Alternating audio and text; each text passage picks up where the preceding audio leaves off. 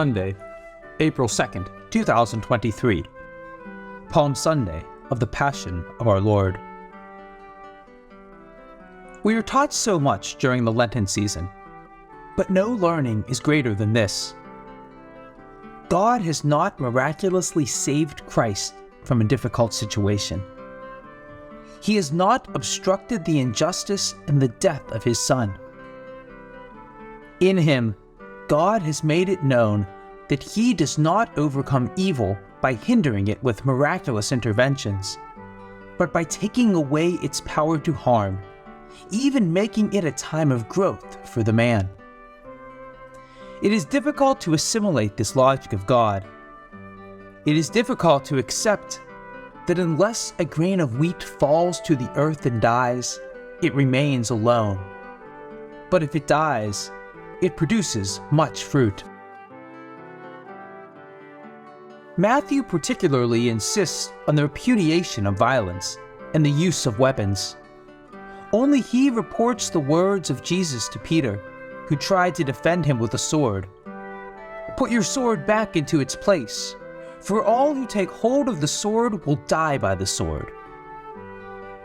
Tertullian, the famous apologist of the 1st and 2nd century, commented, "Disarming Peter, Jesus took away the weapons from the hands of every soldier." A few decades later, the biblical scholar Origen echoed, "We Christians no longer grip the sword. We don't learn the art of war because through Jesus, we have become children of peace." One of the issues close to Matthew's heart is the universality of salvation. Israel cannot consider herself as the only and jealous depository of the promises. She played the role that the Lord entrusted to her, to prepare the coming of God's kingdom. Now she is expected first among the guests in the banquet hall. Unfortunately, Israel rejected the invitation. In the early Christian community, it is experienced as a painful laceration, like a sword that pierces the soul, as a thorn in the flesh.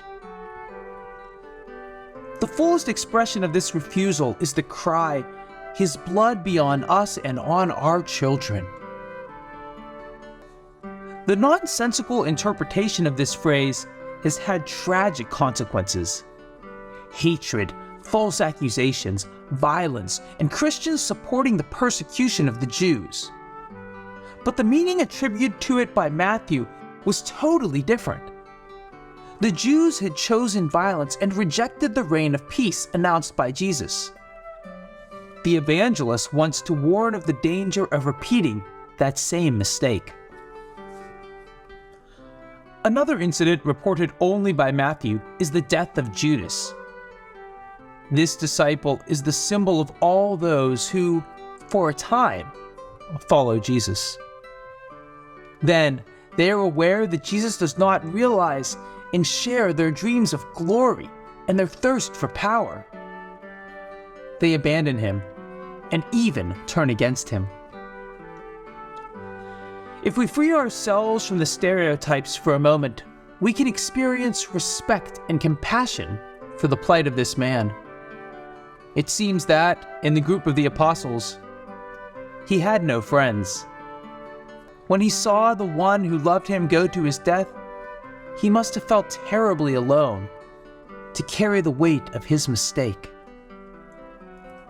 Unfortunately, he's gone to vent his remorse, his inner torment, to the wrong people, to the temple priests who use him. If he had turned to Christ, surely his life would have ended in another way. Finally, only Matthew speaks of the guards placed in custody of the tomb. They are a sign of the triumph of evil.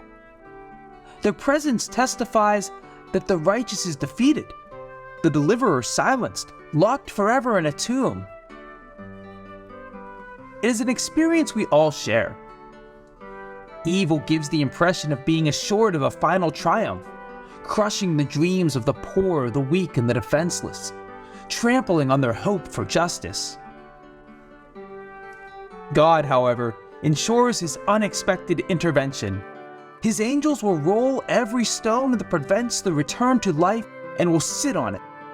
The soldiers placed to defend injustice and iniquity will flee in terror from his light.